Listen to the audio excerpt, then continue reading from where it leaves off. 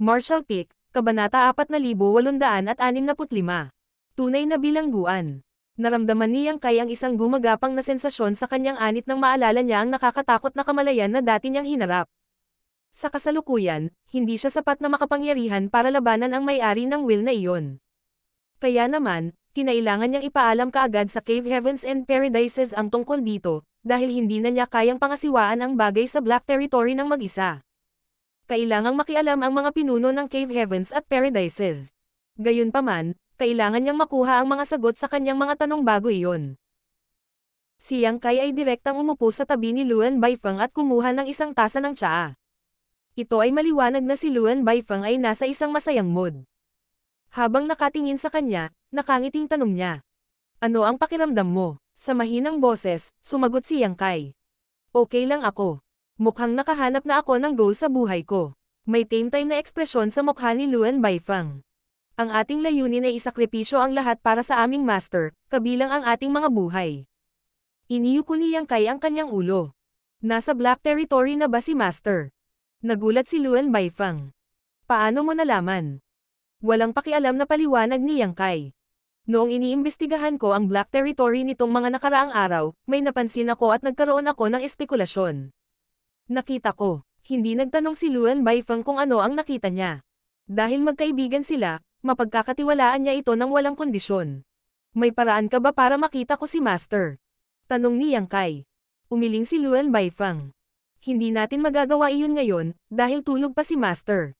Sa huling paggising niya saglit, maikling tagubilin lang ang ibinigay niya, kaya hindi kita madalang makita siya.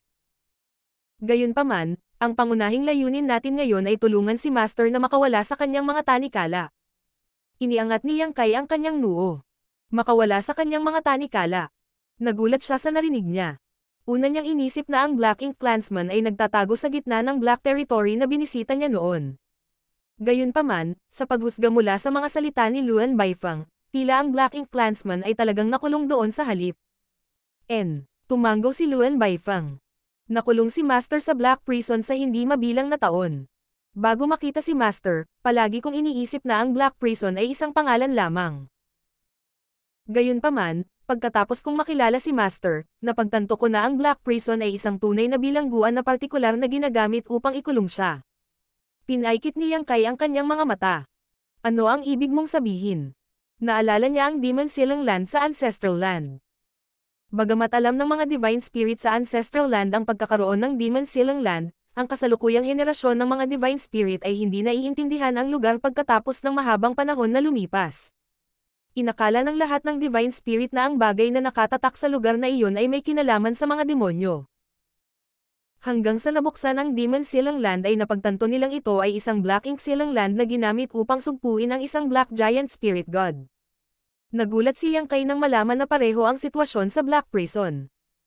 Ito ay isang tunay na bilangguan kung saan ang isang malakas na Black Ink Clansman ay nakulong. Habang nasa isang matarantang estado, naalala ni Yang Kai na noong bumisita siya sa Black Prison sa unang pagkakataon, isang ideya ang pumasok sa kanyang isipan na ang Black Prison ay maaaring maging isang napakalaking hola, ngunit hindi niya pinag-isipan ang isyu doon. Oras. Hanggang sa sandaling ito na kumpirma ang kanyang haka-haka sa pamamagitan ng mga salita ni Luan Baifeng. Hindi niya maiwasang mapaisip sandali, pagkatapos ay magtanong. Ang hindi mabilang na natural spirit arrays at or stars sa Black Territory ay bahagi ng bilangguan. Sa isang tame-time na ekspresyon, tumango si Luan Baifeng. Oo, ang mga tinatawag na natural spirit arrays ay hindi natural na nabuo. Sa halip, inayos sila ng mga sinaunang tao. Gayunpaman, ang mga taong nag-set up ng spirit arrays ay napakahusay sa Tao of Spirit Array na walang nakaalam nito. Naniniwala ang lahat na ang mga spirit array ay natural na nabuo. Ang spirit arrays at or stars ay nabuo sa isang super array, at sa gitna nito ay kung saan nakakulong si Master. May nakakatakot na ekspresyon sa mukha ni Yang Kai. Ang buong Black Territory ay isang higanteng super array. Sino lang kaya ang gumawa nito? Lalo niyang naramdaman na ang sitwasyon sa Black Territory ay katulad ng sa Ancestral Land. Mayroong Black Ink Silang Land sa Ancestral Land habang mayroong Black Prison na ginamit para matrap ang isang Black Ink Clansman dito. Ang Ancestral Land ay napaliligiran ng dagat ng Divine Ability na nagsilbing pangalawang hadlang. Samantala, mayroong hindi mabilang na Spirit Array sa Black Territory na nagsisilbing hola. Marahil ang mga setup sa Ancestral Land at sa Black Prison ay itinayo ng parehong grupo ng mga tao. Noong sinaunang panahon, isang grupo ng mga great expert ang nakipagsagupaan sa Black Ink Clan. Habang ang Black Ink Giant Spirit God ay pinigilan at tinatakan sa Ancestral Land, ang tunay na Black Ink Clansman ay nakakulong sa Black Prison. Sinabi pa ni Luan Baifang. Matagal nang nangyari ang insidente, kaya hindi ko alam ang eksaktong oras, at hindi sinabi sa akin ni Master ang tungkol dito. Marahil kay Master, isang uri ng kahihiyan ang makulong sa loob ng maraming taon. Ang kanyang kapangyarihan ay hindi mapaglabanan. Ang setup sa Black Prison ay para pigilan ang sino man na lumapit kay Master at bigyan siya ng pagkakataong makatakas. Ang Black Prison ay orihinal na napuno ng isang uri ng kakaibang lakas. Sa impluwensya nito, walang sino man ang maaaring bumisita sa kailaliman ng Black Prison. Kung ganoon, walang panganib na magkaroon ng sino mang maging Black Ink disciple at magtrabaho para sa Black Ink Clan. Sa kabutihang palad, binisita mo ang lugar na ito noon. Tuwang-tuwang tumingin sa kanya si Luan Baifang. Ano ang kinalaman nito sa akin? Bagamat may haka-haka si Yang Kai sa kanyang puso, hindi siya sigurado tungkol dito. Nakangiting paliwanag ni Luan Baifang. Hindi ako nagsinungaling sa iyo ngayon lang. Ito ay ang katotohanan. Dahil sa inilipat mo ang ilang ore stars mula sa inner region patungo sa periphery kaya hamina ang super array, na nagbigay daan sa akin na magkaroon ng pagkakataong maglingkod kay Master. Ibinaba ni Yang Kai ang kanyang tingin. Ang bawat ore star sa Black Territory ay bahagi ng super array. Damakatuwid, para sa bawat ore star na tinanggal o nawasak, ang super array ay humihina ng kaunti. Eksakto. Tumanggo si Luan Baifang. Ang pag-alis ng 30 o higit pang ore stars ay hindi talaga makakaapekto sa Grand Array, ngunit paano kung libu-libong ore stars ang nawasak? Darating ang araw na makakalaya si Master sa kanyang kulungan at babalik sa 3,000 mundo. Kapag nangyari iyon, walang makakapigil sa kanyang hegemonya. Nang mapagtanto ang isang bagay, sinabi ni Yang Kai. Iyon ang dahilan kung bakit ipinakalat mo ang balita upang maakit ang mga tagalabas na pumunta at minahan ng ore stars. Ngumiti si Luan Baifang. Wala akong sapat na mga subordinate para mabilis na sirain ang ore stars. Gaya nga ng sinabi mo, simula pa noong una, ang mga tao ay namamatay para sa kayamanan tulad ng mga ibon na namamatay para sa pagkain. Ang mga alituntunin na aking itinatag ay makatwiran, kaya naman maraming tao ang handang pumunta rito at tumulong. Pinuri siya ni Yang Kai sa pagsasabing. Magandang ideya iyon. Sa tingin mo rin. Sabik na sabik si Luan Baifang habang nakatingin sa kanya. Kasama ka, magiging mas mahusay tayo. Kailangan kong sabihin mo sa mga tao mula sa High Heaven Palace at Voidland na pumunta sila. Kaya kung ayusin. Direktang sumang-ayon si Yang Kai. Pagkatapos makalaya ni Master, gagantimpalaan ka. Sabi ni Luan Baifang na may inggit. Ito ang dapat kong gawin. Pangarap ng bawat Black Ink disciple na mamatay para sa Master. Si Yang Kai ay nagpakita ng solemn na habang siya ay palihim na nakahinga ng maluwag. Sa paghusga sa kanyang sinabi, medyo magtatagal bago makalaya ang Black Ink Clansman mula sa kanyang kulungan. Sa madaling salita, may panahon pa siyang pigilan ito. Nang maalala ang isang bagay, sinabi ni Yang Kai. Nang sinisiyasat ko ang Black Territory kanina, nakarating ako sa gitna. Gayunpaman, hindi na ako makalakad pa dahil ang lugar na iyon ay sakop ng arrays. Sa palagay ko ay alam ko na kung saan nakulong si Master. Tumanggo si Luan Baifang. Oo, nakapunta na rin ako doon. Ngunit dahil sa aking kasalukuyang kahusayan sa Tao of Spirit Arrays, wala akong mahanap na mga butas na sasamantalahin, lalo pa ang isang paraan upang sirain ang mga ito. Magdadala lamang ito ng panganib sa Master kung gagawa ako ng anumang padalos-dalos na paggalaw. Nakita ko rin ang ilang mga tao na pinapatay ang kanilang mga sarili sa pamamagitan ng pag-crush sa arrays. Alam ko kung sino ang tinutukoy mo. Napabuntong hininga si Luan Baifang. Kasama rin natin sila. Gayunpaman, ang Master ay mahina ngayon mula sa kanyang mahabang pagkakakulong, kaya kailangan niya ng pagkain upang maibalik ang kanyang lakas. Sumimangot si Yang Kai. Pagpapakain. Ang world forces na tumagas mula sa kanilang mga katawan pagkatapos ng kanilang kamatayan ay ang pinakamahusay na pagkain para sa Master. Nang malaman na ang mga nasa Black Ink Clan ay nakatira sa World Force, naramdaman ni Yang Kai na lumubog ang kanyang puso. Dahil ang lugar na iyon ay nasasakupan ng kapangyarihan ng Grand Array, paano sila nakarating doon ng ligtas? Bagamat hangin na ang kapangyarihan ng Super Array pagkatapos nawasak ang maraming ore stars, naruroon pa rin ang kakaibang lakas sa paligid ng gitna. Bago pa man dumating ang 3rd grade at 4th grade Heaven Opening Realm Masters sa lugar na iyon, mapapawi na sana ang pamana ng kanilang miniature universe. Nakangiting sumagot si Luan Baifang. Iyon ay dahil mayroon silang proteksyon ng kapangyarihan ni Master. Kung hindi, hindi sila makakarating sa lugar na iyon dahil sa kanilang lakas. Noon napagtanto ni Yang Kai na kaya pa nga ng Black Ink Strength na labanan ang kapangyarihan ng Grand Array. May gusto ka pa bang malaman? Maaari kang magtanong sa akin ng kahit ano. Sasabihin ko sa iyo kung ano ang alam ko. Si Luan Baifang ay nagpakita ng buong tiwala sa kanya. Paano naging mga kasama natin ang mga cultivator? Nakikita kong marami sila. Ngumiti si Luan Baifang. Talagang marami sila. Sa palagay ko ay mayroon tayong mga 1,000 kasama ngayon. Gayunpaman, iyon ay simula pa lamang dahil magkakaroon tayo ng higit pa sa lalong madaling panahon. Kung paano sila nabago? Well, ako ang personal na ginawang mga kasamahan ang mga cultivator noong una. Ang 2nd grade, 3rd grade at 4th grade Heaven Opening Realm Masters na iyon ay hindi kayang labanan ang Black Ink Strength, kaya madali ko silang masupol. Ngayon, nagagawa mo na ring gawing mga kasama ang iba. Ang mga kasamang na-transform ng Black Ink Insects ay kayang gawin iyon. Gayunpaman, ang mga hindi nababago ng Black Ink Insects ay hindi magagawa. Anong sumunod na nangyari? Tanong ni Yang Kai. Gaano man kasigla si Luan Baifang, hindi makatotohanan para sa kanya na gawing Black Ink Disciples ang 1,000 tao ng mag-isa. Marami pa akong kasamang tutulong pagkatapos noon. May sarili silang mga kapatid at kaibigan. Nakatanggap din ako ng ilang Black Ink Essence mula kay Master. Dahan-dahan itong umunlad sa ganoong sukat, at lalagaw lamang ito sa hinaharap. Black Ink Essence. Napataas ang kilay ni Yang Kai dahil ito ang unang beses na narinig niya ang tungkol sa ganoong termino, kaya naman nag-aalala siya. Ipinaliwanag ni Luan Baifang. Ikaw ay binago ng isang Black Ink Insect na direktang regalo mula kay Master, ngunit wala siyang maraming Black Ink Insect.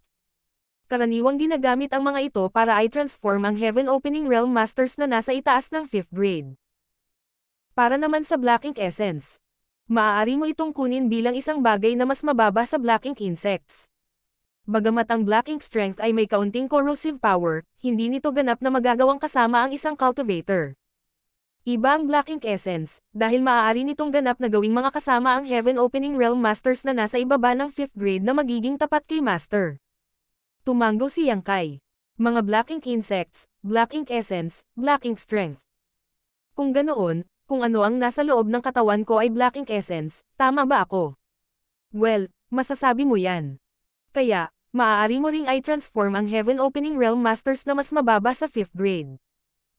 Ang mga binago mo ay hindi maaaring gawing mga kasamahan ng iba. Ang Black Ink Strength sa kanilang katawan ay nagbabanta sa mga kalaban ngunit hindi sila maaaring gawing mga kasama natin. Nakita ko, iniyuko ni Yang Kai ang kanyang ulo, pagkatapos ay humingi ng mahalagang impormasyon. Mayroon ka bang ibang Black Ink Insects na dala mo? Marshall Peak, Kabanata 4,866. Naglalaro ng mga pandaraya. Iilan lang ako sa kanila. Ang mga bagay na ito ay mahalaga, kaya kahit si Master ay hindi makapagbigay sa akin ng marami. Nangangailangan ito ng kaunting natitirang lakas para mapawi ang isang Black Ink Insect. Sagot ni Luan Baifang. Ito ay katulad ng sinabi ni Yuan Do. Napakahalaga ng Black Ink Insect sa Black Ink Clan. Gayunpaman, hanggang sa sandaling ito lang nalaman ni Yang Kai na ang Black Ink Clan ay kailangang gumamit ng sarili nitong lakas para i-condense ang Black Ink Insects. Ang Black Ink Clansman sa Black Territory ay naging mahina dahil sa mahabang pagkakakulong, kaya kinailangan nilang pangalagaan ang sarili nilang kapangyarihan. Imposibleng makondense nila ang marami sa Black Ink Insects. Nang mapagtanto ang kanyang intensyon, nagtanong si Luan Baifang. Ano ang sinusubukan mong gawin? Nagdala ako ng ilang kasama. Sagot ni Yang Kai. Siguro maaari natin silang gawing mga kasama. Tinanggihan ni Luan Baifang ang ideya. Mas mabuting huwag na tayong magmadali. Maaari sana nating subukan ito kung ang 6th grade Heaven Opening Realm Masters lang ang nandito. Gayunpaman, nagdala ka ng 8th grade Heaven Opening Realm Masters sa pagkakataong ito. Malabong gawin ng Black Ink Insect na isa sa atin ang isang 8th grade Heaven Opening Realm Master. Kailangang personal na gumawa ng hakbang ang Master upang magkaroon ng anumang pagkakataong magtagumpay. Kung ang iba ay inalerto, ang Master ay nasa panganib. Pareho nating hindi kayang pasanin ang responsibilidad niyan. Matapos itong pag-isipan, tumango si Yang Kai. Hindi ko dapat sinubukang kumilos ng pabigla-bigla. Nakangiting sabi ni Luan Baifang. Ayos lang, sinusubukan mo lang tulungan si Master na makamit ang kanyang layunin. Ginawa niyang kasama si Yang Kai at sinabi sa kanya ang lahat, kaya nagpa siya siyang tapusin ang pag-uusap. Dapat na tayong umalis.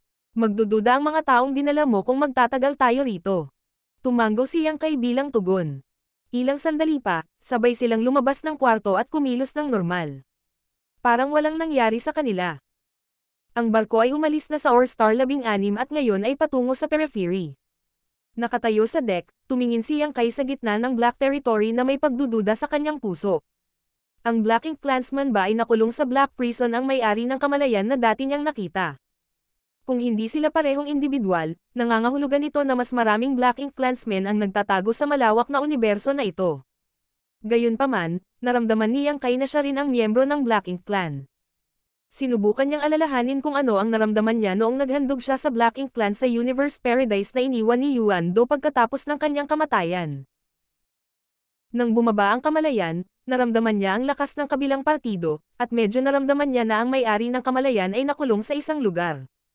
Pagkatapos ng insidente, ipinaalam niya ito sa mga pinuno ng Langya Paradise.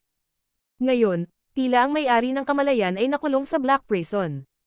Gayunpaman, ito ay isang haka-haka lamang. Kung ang dalawa ay parehong Black Ink Clansman, kailangang maramdaman ni Yang Kai ang kamalayan ng kabilang partido upang maging tiyak. Makalipas ang kalahating araw, dumating sila sa palasyo ni Luan Baifeng na nasa periphery ng Black Territory. Nang walang anumang pagkaantala, kanya-kanyang ipinasa niya sina Ku Huashang at Luo Tinghi ng Jade Sleep. Ang isa sa inyo ay pupunta sa High Heaven Palace habang ang isa ay pupunta sa Voidland. Ipasa ang Jade Sleep sa head manager ng High Heaven Palace na si Hua Qingxi at sa second manager ng Voidland na si Bayan Yuqing. Sabihin sa kanila na magpadala ng ilang tao sa Black Territory para tumulong sa mga operasyon ng pagmimina dito. Nagulat si Ku Huashang. Ngayon, hindi pa napag-usapan ni Yang Kai ang bagay na ito sa kanya noon, ngunit bigla niyang ipinasa sa kanya ang isang Jade Sleep at sinabi sa kanya na kumuha ng mas maraming tao na pumunta, na nag-alinlangan sa kanya. Matapos dumaan sa siyam na reinkarnasyon kasama siya, naramdaman niyang may kakaiba sa kinikilos niya. Sa kabila ng kanyang mga pagdududa, hindi siya nagpumilit na usisin siya. Alis na. Tumango si Yang Kai at sumulyap kay Tao Lingwan. Sasamahan kayo ni Warner para alagaan ninyong dalawa ang isa't isa. Sumagot si Ku Huashang. Mabuti. Si Tao Lingwan ay palaging isang masunuring tao, kaya hindi siya tumutol sa kaayusan na ito. Nakaramdam na lang siya ng pag-aatubili na makipaghiwalay sa kanya.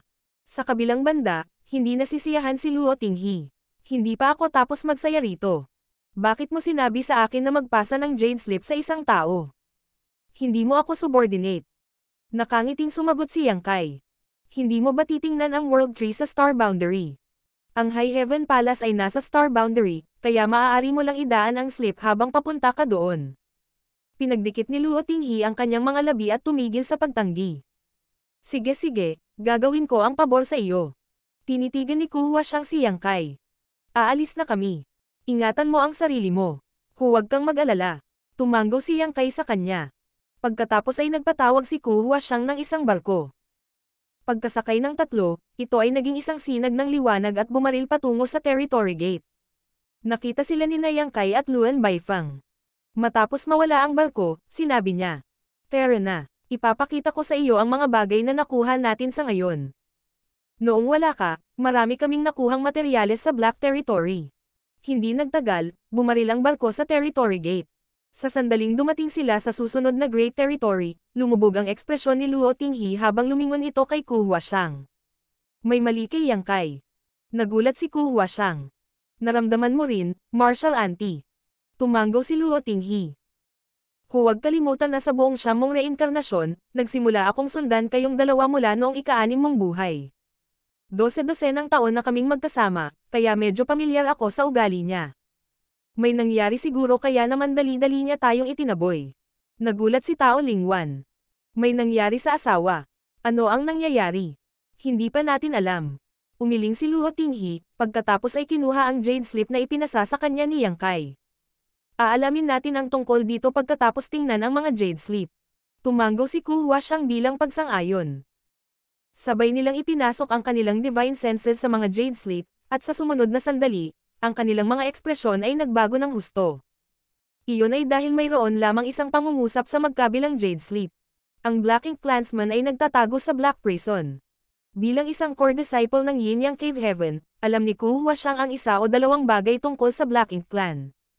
Alam niya ang pagkakaroon ng Black Ink Clan at ang panganib na dulot ng mga ito, ngunit hindi pa niya nakita ang mga ito.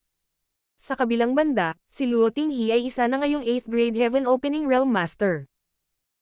Bago siya matrap sa Samsara Pavilion, isa na siyang pick na 7th grade Heaven Opening Realm Master, kaya siguradong mas marami siyang alam tungkol sa Black Ink Clan kaysa kay Ku Huashang.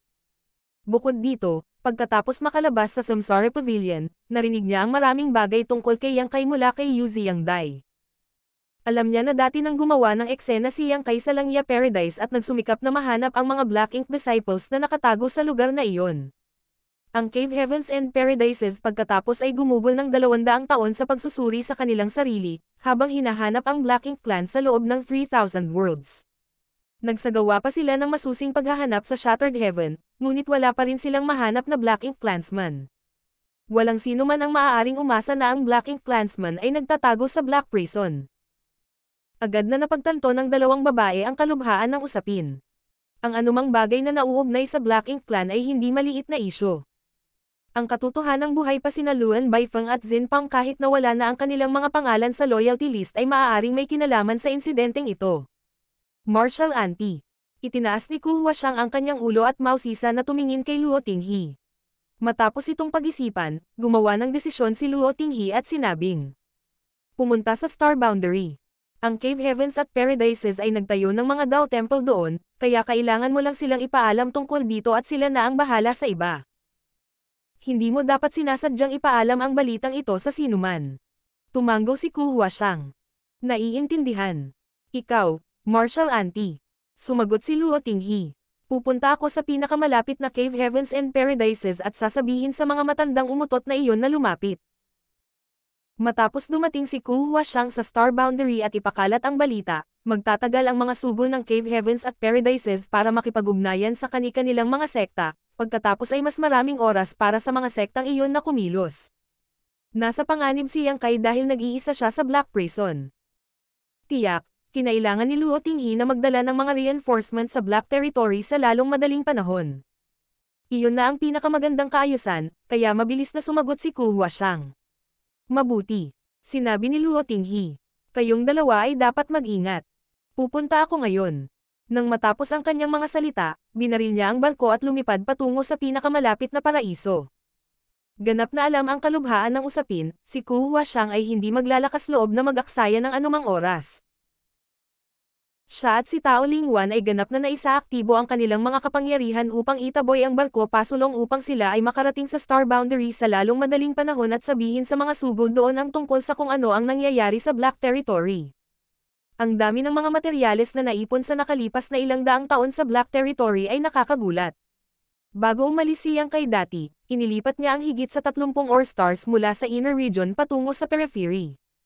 Matapos ang mga ore star na ito ay ganap na ma-mined out, ang super array na bomb alot sa buong Black Territory ay hamina, na naging dahilan upang lumiit ang lugar na natatakpan ng kakaibang lakas.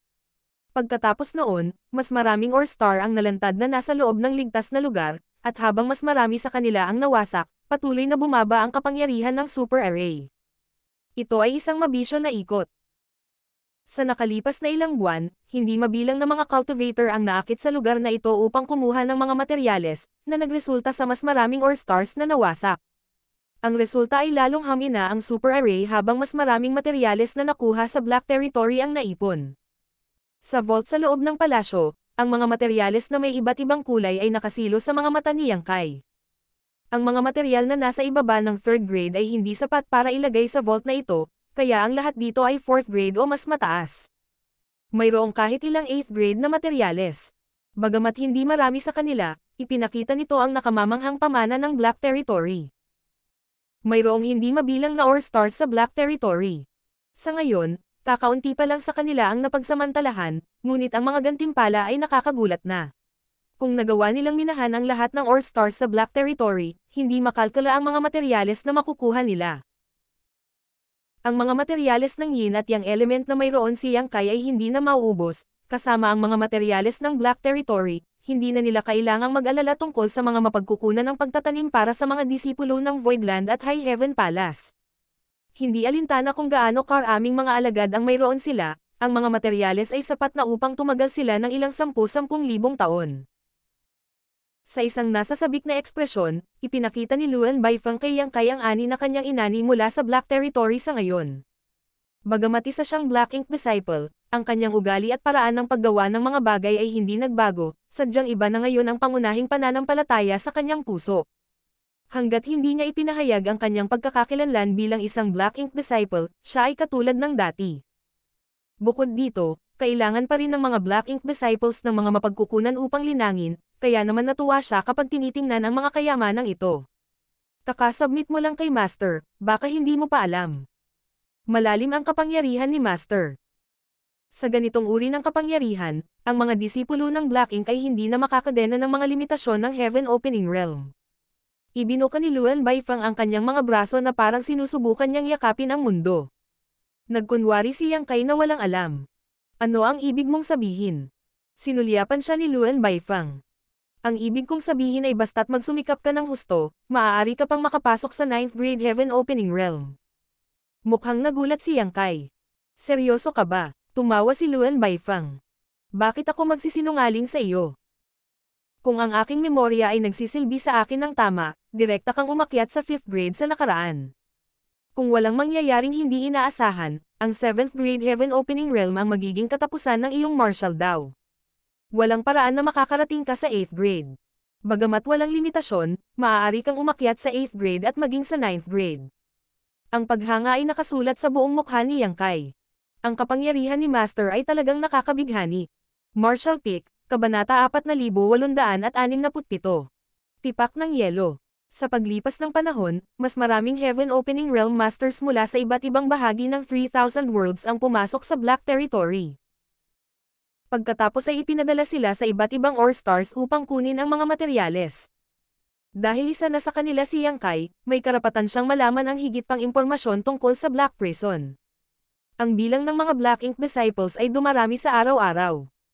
Sa loob lamang ng isang buwan, ang bilang ay tumaas ng ilang daang tao. Bukod dito, maraming Black Ink disciples ang pupunta sa lugar kung saan nakakulong ang Black Ink clansman at bumagsak sa Grand Array para magpakamatay araw-araw.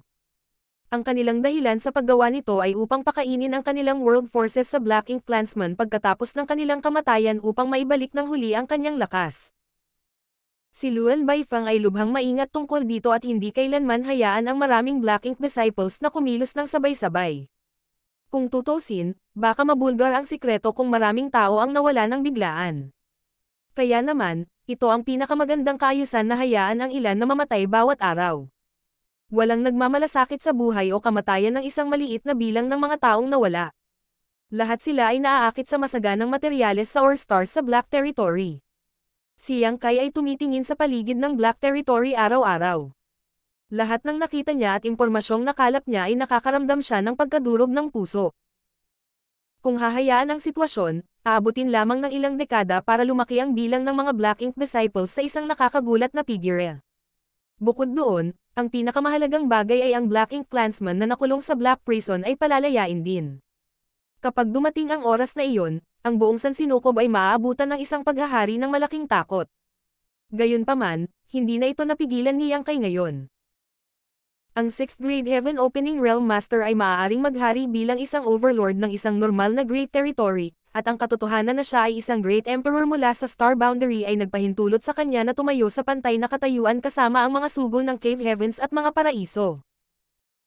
Gayunpaman, sa pagtatapos ng araw, ang ganitong uri ng paglilinang ay masyadong mahina sa harap ng isang malaking krisis na maaaring makaapekto sa buong 3,000 mundo. Ang kanyang kapangyarihan ay ganap na hindi sapat sa bagay na ito. Nakaramdam si Yang Kai ng matinding kawalan ng kakayahan, kaya't maaari lamang siyang umasa na ang makapangyarihang mga masters mula sa Cave Heavens and Paradises ay darating sa Black Territory sa lalong madaling panahon upang pangasiwaan ang bagay na ito. Tanging ang mga lumang fossil na nilinang sa pag-iisa sa loob ng millennia ang may karapatang sumalungat sa nakakulong na Black Ink clan at wakasan ang bantang ito minsan at magpakailanman. Isang araw, nang matanggap ang imbitasyon ni Luan Baifeng, dumating si Yang Kai sa isang Grand Hall. Walang ibang tao sa Grand Hall dahil naghihintay na si Luan Baifeng sa loob. Nang makita siya, tumango siya. Laming-galing si Yang Kai sa paligid at nagtatakang nagtanong. Anong problema? Nakangiting sumagot si Luan Baifang. Sandali lang. Makalipas ang ilang sandali, isang taong mukhang mahiyain ang pumasok sa Grand Hall.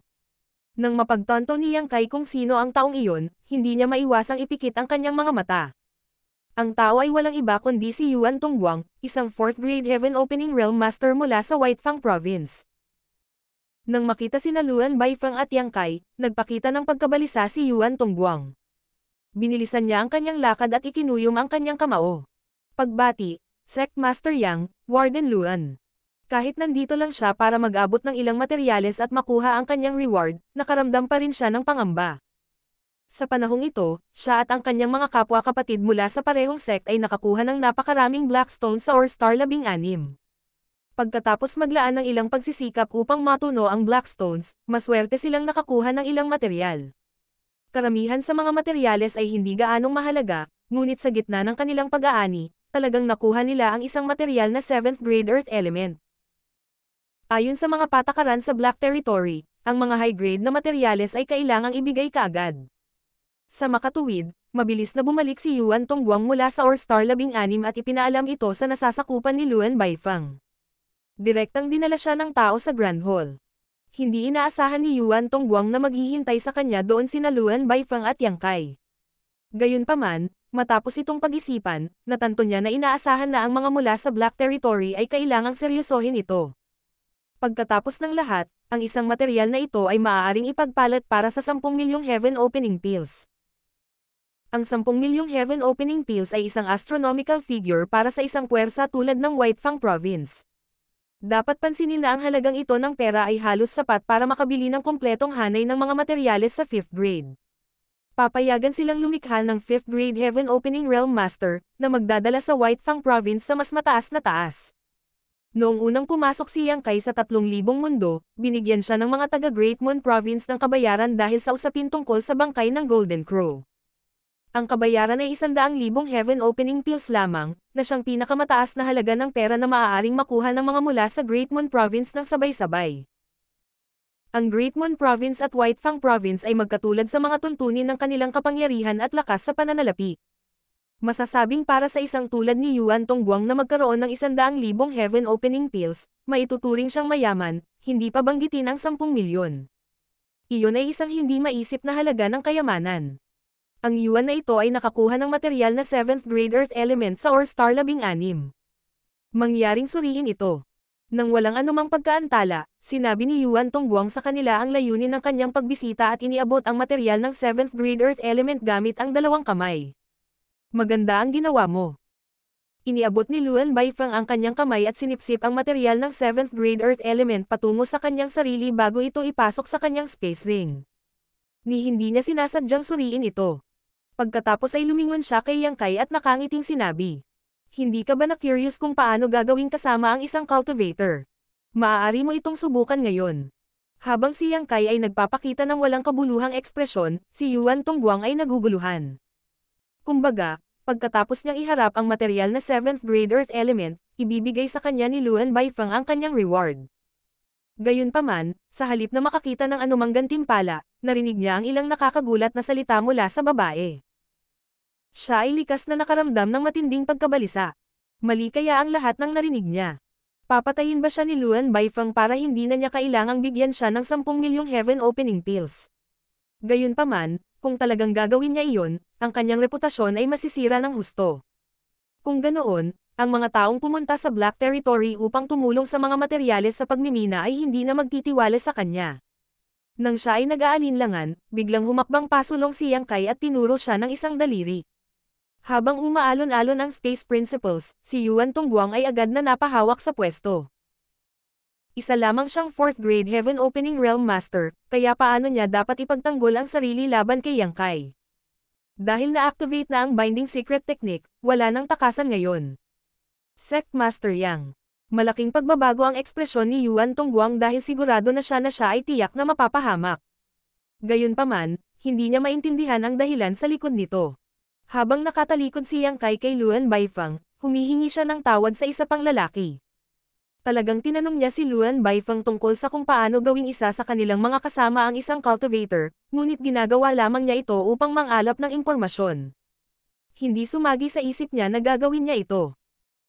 Hindi siya maglalakas loob na magpakita ng kahit katiting na pag-aalinlangan, dahil iyon ay maaaring maging dahilan upang mabunyag ang kanyang lihim.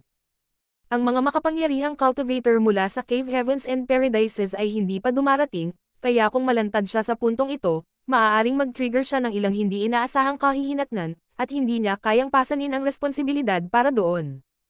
Habang nakatayo siya sa harap ni Yuan Tongguang, nakita niya ang takot at pagsusumamo sa likod ng mga mata ng kausap. Sa sandaling iyon, narinig ang boses ni Luan Baifeng na nagmumula sa kanyang likuran. Isaaktibo ang Black Ink Essence sa iyong miniature universe. Kapangyarihan iyon ng Master, at walang makakalaban nito. Nang walang sinasabi, itinaas ni Yang Kai ang kanyang kamay habang nabubuo ang nanginginig na itim na fog sa kanyang palad. Isang masamang aura ang tumagos sa bulwagan at nagparamdam kay Yuan Tongguang ng matinding kakulangan sa ginhawa. Lalo siyang natakot habang nagsusumamo. Pakiusap, iligtas mo ang aking buhay, Sect Master Yang. Walang sama ng loob sa pagitan natin, at walang sino man sa Whitefang Province ang nakasakit sa iyo. Pakiusap, huwag mo akong patayin. Huwag kang mag-alala. Hindi kita papatayin. Sabi ni Yang Kai. Sa katunayan, bibigyan kita ng pinakakahanga-hangang regalo. Nang matapos ang kanyang mga salita, tinakpan niya ng kanyang palad ang mukha ni Yuan Tongguang. Ang nanginginig na itim na fog ay tila nabuhay ng damaloy ito sa katawan ni Yuan Tongguang sa pamamagitan ng kanyang 7 mga butas. Nanlaki ang mga mata ni Yuan Yongguang at nagsimulang manginig ng marahas. Isang gurgling na tunog ang narinig mula sa kanyang lalamunan, na parabang siya ay dumaranas ng hindi maisip na pagpapahirap. Gayunpaman, nakatali pa rin siya sa lugar ng Space Principles ni Yang Kai, kaya kahit gaano pa siya kahirap, hindi siya makakawala. Ilang sandali pa, ang aura ng Black Ink Strength ay umalingaw mula sa katawan ni Yuan Tongguang habang ang kanyang mga mata ay unti-unting nagdilim hanggang sa sila ay maging ganap na itim. Dahan-dahan siyang huminto sa pagpupumiglas, na parabang sumuko na siya sa tadhana. Maaari mo na siyang palayain. Sabi ni Luan Baifeng mula sa likuran. Inalis ni Yang Kai ang kanyang binding technique, pagkatapos nito ay bumagsak si Yuan Tongguang sa lupa. Nakakunot ang noo, nagtanong si Yang Kai. Tapos na ba? Umiling si Luan Baifeng. Hindi ganoon kadali.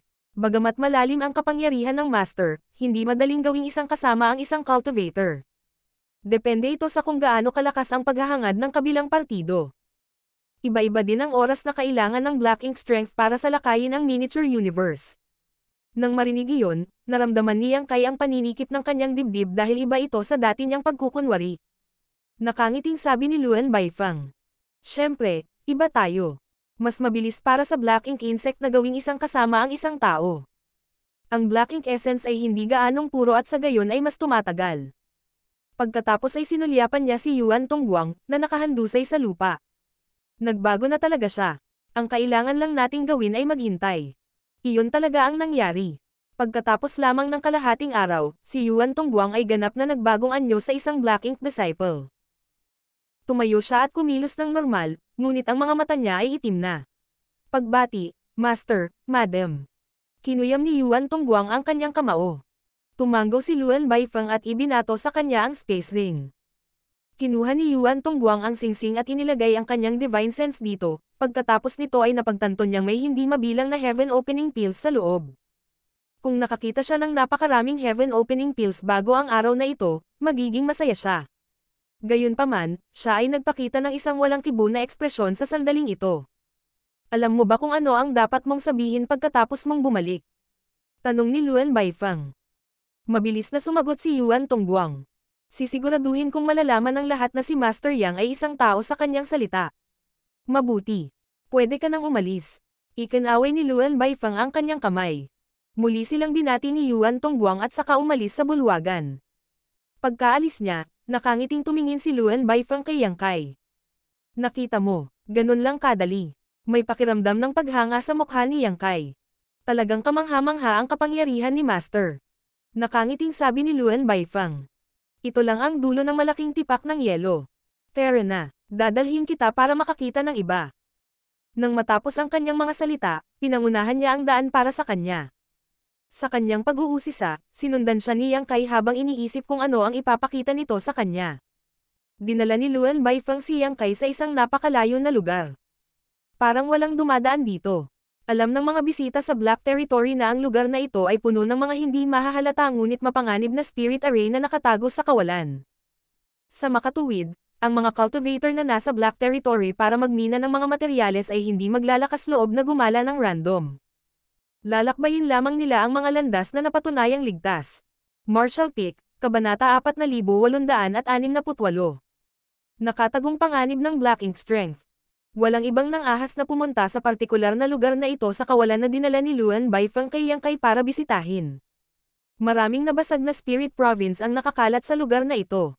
Maliwanag na ang mga nawasak na Spirit Province na ito ay mga bahagi ng nawasak na Ore Stars. Laming-galing si Yang Kai sa paligid at nagulat na napagtanto na may mga cultivator na nakatayo sa mga wasak na Spirit Province na ito. Walang kabiguan, lahat sila ay nilamon ng madilim na ulap. Halatang Black Ink Disciple sila. Tila naglilinang sila. Isang kakaibang pagbabago-bago ng enerhiya ang naramdaman na nagmumula sa isang partikular na direksyon, na nagudyok kay Yang Kai na lumingon at tumingin. Napansin din ito ni Luan Baifeng. Nakangiting sabi niya. Nagkataon lang, may mangyayari. Tara tingnan natin. Nang walang sinasabi, sinundan siya ni Yang Kai. Makalipas ang ilang sandali, nakarating sila sa isang lugar na 30 kilometro ang layo mula sa isang basag na Spirit Province. Mayroong Black Ink Disciple sa basag na Spirit Province na nagsasagawa ng isang set ng hand seal. Ang Black Ink Strength ay lumulutang sa kanyang figure. Natagpuan ni Yang Kai na pamilyar ang Black Ink Disciple, kaya naisip niya na ang taong iyon ay dating subordinate ni Luan Baifeng. 2 beses na siyang nakapunta sa Black Territory bago ito, kaya dapat nakita na niya ito noon pa. Sa sandaling ito, ang ilusyon na multo ng miniature universe sa likod ng tao ay kumikislap, at ang kanyang world force ay humaalon.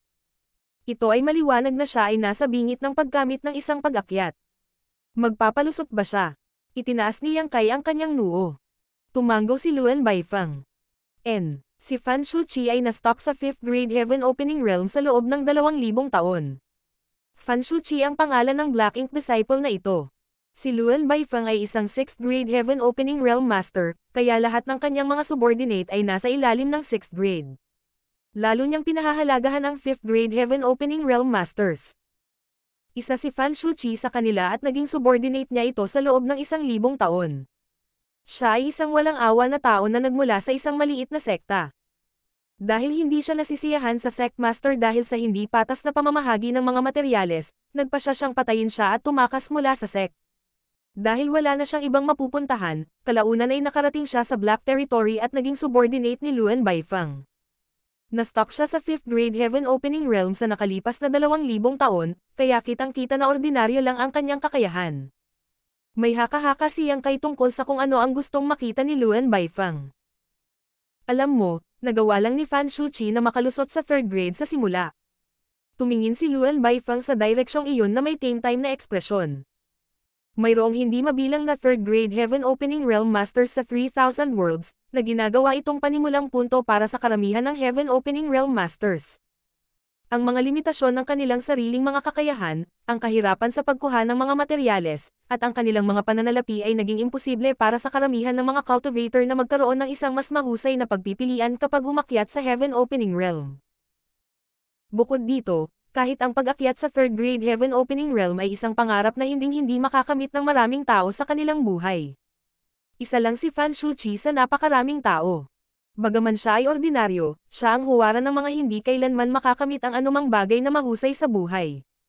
Kung ang isa ay direktang umakyat sa 3rd grade Heaven Opening Realm, ang katapusan ng kanilang martial daw ay ang 5th grade.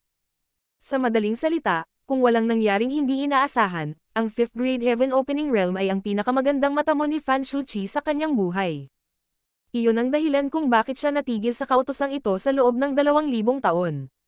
Gayunpaman, nagpapakita siya ng mga palatandaan ng paggamit ng isang pambihirang tagumpay sa sandaling ito. Ito ay walang kinalaman sa kanyang sariling kakayahan o sa mga materyales na ibinigay sa kanya mula sa Black Territory. Ito ay ganap na dahil sa Black Ink Strength. Nagawa ng Black Ink Strength na basagin ang mga tanikala ng Heaven Opening Realm at pinahintulutan si Fan Shuqi na magkaroon ng pagkakataon na makamit ang mas mataas na taas pagkatapos niyang maabot ang kanyang dapat na limitasyon sa 5th grade. Ito ang iba pang benepisyo ng Black Ink Strength na gustong ipakita ni Luan Baifeng kay Yang Kai. Ang mga kababalaghan ng Black Ink Strength ay ipinakita mismo sa kanilang mga mata. Nagkunwari rin si Yang Kai na masigasig, ngunit sa loob-loob niya ay talagang nabigla siya. Hindi pa niya ito nasaksihan noon, kaya kahit naiintindihan niya ang pang-akit ng Black Ink Strength sa mga cultivator, hindi pa ito naramdaman na mas halata kaysa ngayon.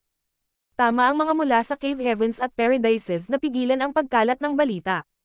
Kung ang mga kababalaghan ng Black Ink Strength ay nalaman ng publiko, maraming tao ang hindi makakalaban sa tukso. Upang maghanap ng mas malaking kapangyarihan, kusang loob silang papanig sa Black Ink Clan. Hindi naging madali para sa isang 5th grade Heaven Opening Realm Master na umakyat sa 6th grade. Sa sinabi nito, si Fan Shuqi ay nanatili sa 5th grade sa loob ng 2,000 taon, kaya nakaipon siya ng sapat na pamana. Nasa peak na siya ng 5th grade, kaya kahit mahirap ang proseso ay nagtiyaga siya. Pagkalipas ng ilang araw, unti-unting humina ang ingay at matagumpay na nakapasok si Fan Shuqi sa 6th grade Heaven Opening Realm. Halatang natuwa si Luan Baifeng.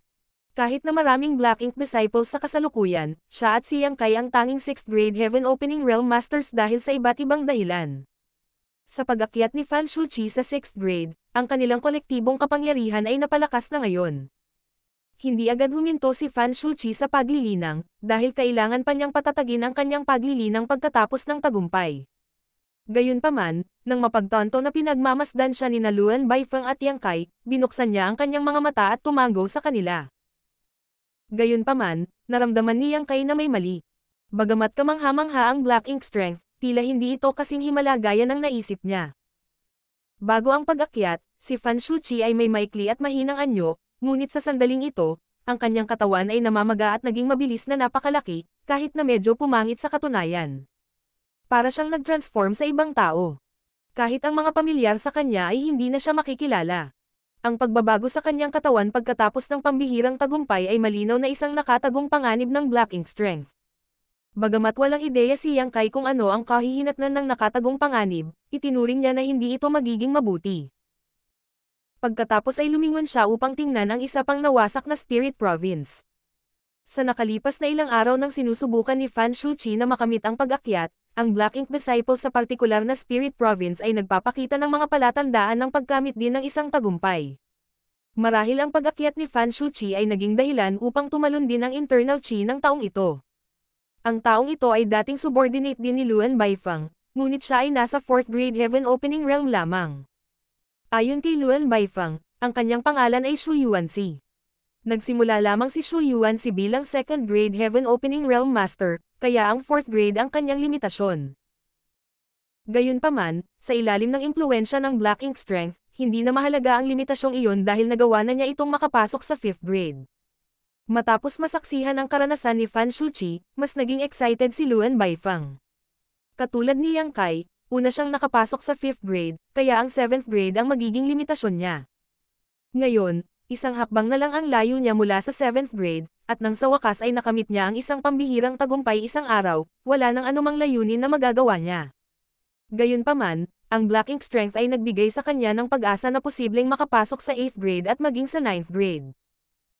Kahit na ang mga mula sa Cave Heavens at Paradises ay kailangang tumangala sa kanya noon. Sa kasamaang palad, ang pag-akyat ni Shu Yuanxi ay hindi kasing kinas ng kay Fan Shuqi. Ang mga pangyayari ay nagulat sa lahat.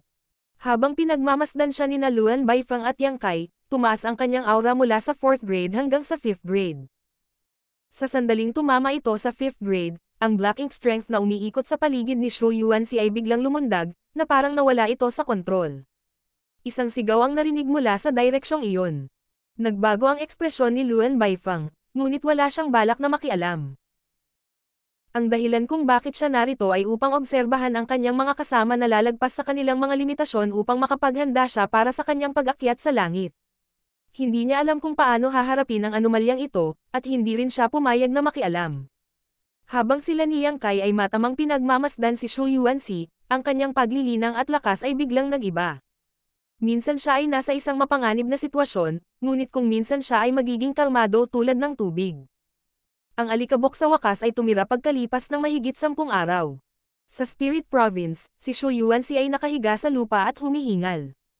Lumapit sina Luan Baifeng at Yang Kai at lumapag sa harapan niya. Nang makita nila ang kanyang kalagayan, hindi nila napigil ang sumimangot. Sa kasalukuyan, si Shu Yuanxi ay nasa isang kakilakilabot na kalagayan. Ang kanyang kapangyarihan ay hindi makontrol habang ang kanyang aura ay bumaba sa 4th grade, pagkatapos ay tumaas sa 5th grade sa isang tila random na paraan. Ang ikinabahala nilang dalawa ay ang hitsura ni Shu Yuanxi ay nagbago ng husto. Punit-punit ang kanyang damit, at natatakpan ng mga sarcoma ang kanyang katawan. Ang iba sa kanila ay kasing laki ng ulo habang ang iba naman ay kasing liit ng kamao. Isang madilim na kapangyarihan ang nakitang dumadaloy sa loob ng mga cyst na ito. Ang ilang mga bitek ay nagsimulang lumitaw sa ilan sa mga sarcomas habang ang black ink strength ay umaagos mula sa kanila na parang nana. Sa sandaling ito, si Shu Yuanxi ay maituturing na kakilakilabot. Napagtanto na siya ay nasa kritikal na panganib, nakiusap siya kay Luan Baifeng, na nagsasabing, "Iligtas mo ako." Si Luan Baifeng ay walang emosyong tumingin sa kanya. Ilang sandali pa, umiling siya at idiniin ang kanyang kamay sa kanyang dibdib bago sinabi sa solemneng paraan, "Black Ink Eternal." Agad na napatahimik si Shu Yuanxi simula sa pagkataranta nang may napagtanto siya. Walang hinanakit, hinampos niya ang kanyang kamao sa kanyang dibdib at determinadong sumigaw, "Black Ink Eternal." Sa susunod na sandali, gumawa ng hakbang si Luan Baifeng sa pamamagitan ng paglamon kay Shu Yuanxi gamit ang kanyang kapangyarihan sa 6th grade Heaven Opening Realm at ginawa siyang alabok.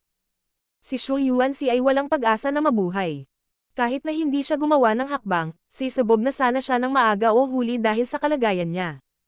Ang kanyang miniature universe ay gumuho habang ang kanyang world force ay nawala. Nag-stream out din ang mayamang black ink strength. Noon lang, huminga ng malalim si Luan Baifeng.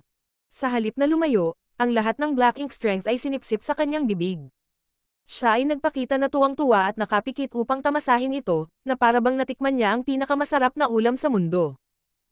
Naramdaman niyang kay na tumayo ang lahat ng kanyang balahibo sa katawan. Pagkaraan ng ilang sandali, sinabi niya, "Mukhang may panganib na gamitin ang kapangyarihan ni Master para basagin ang ating mga tanikala." Ang pagkamatay ni Shu Yuanxi ay ang pinakamagandang patunay nito. Sa kabilang banda, kahit na matagumpay na nakalusot si Fan Shuqi, ang kanyang hitsura ay nagbago ng husto. Malinaw na haharapin niya ang ilang nakatagong panganib sa hinaharap. Biglang iminulat ni Luan Baifeng ang kanyang mga mata at pinasadahan siya ng matalim na tingin. "Nagdududa ka ba, Master?" Ang isang alertong si Yang Kai ay napayuko. "Hindi ako mangangahas." Tinitigan siya ni Luan Baifeng saglit bago sinabing, "Makapangyarihan si Master at lahat ay makapangyarihan." Nabigo si Shu Yuanxi dahil wala siyang kakayahan. Ang dahilan kung bakit nagtagumpay si Fan Shuqi ay dahil siya ay tunay na tapat kay Master. Talaga.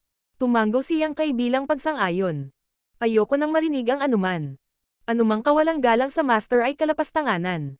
Mahigpit na nagbabala si Luan Baifeng. "Kahit na hindi ay settle ni Master ang score sa iyo, hindi kita pababayaan. Hindi na ako magsasalita ng ganyan." Tiniyak sa kanya ni Yang Kai na may tame-time na ekspresyon.